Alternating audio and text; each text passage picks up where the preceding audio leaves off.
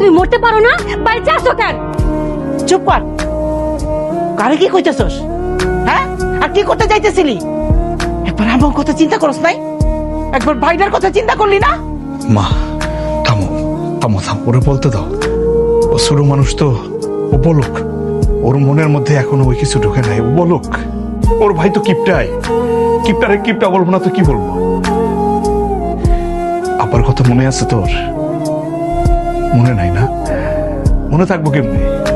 আব্বা যখন মারা যায়, আমার ওর বয়স কত আছিল? 8-10 মাস না?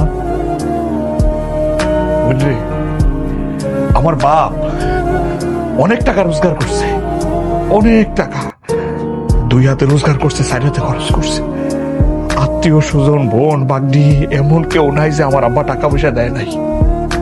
অনেকের বিয়ের টাকা দিছে, পড়ালেখার টাকা দিছে। কিন্তু সবচেয়ে কষ্টের বিষয় কি জানোস?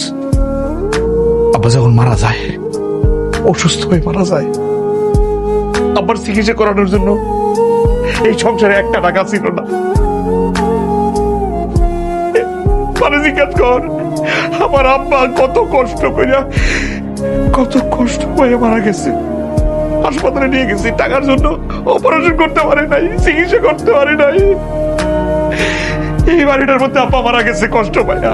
বারবার আমার হাত ধরে বলছে যে বাপ, জীবনে অনেক ভুল করছি, টাকা পয়সা রাখি নাই, আত্মীয় স্বজনের বিলাই দিছি, যখন যা চাইছে দিছি।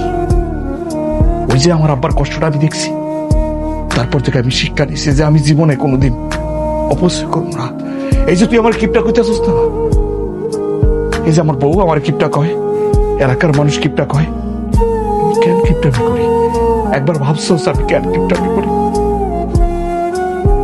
তোদের সুখের কথা চিন্তা করে আমি কিপটামি করি। আমি খরচটা কম করি। আমার বাপের মরার দৃশ্যটা আমার সবসময় চোখে ভাসে, কষ্টটা ভাসে, আমি নিতে পারি না। যখন আমি টাকা পয়সা খরচ করি,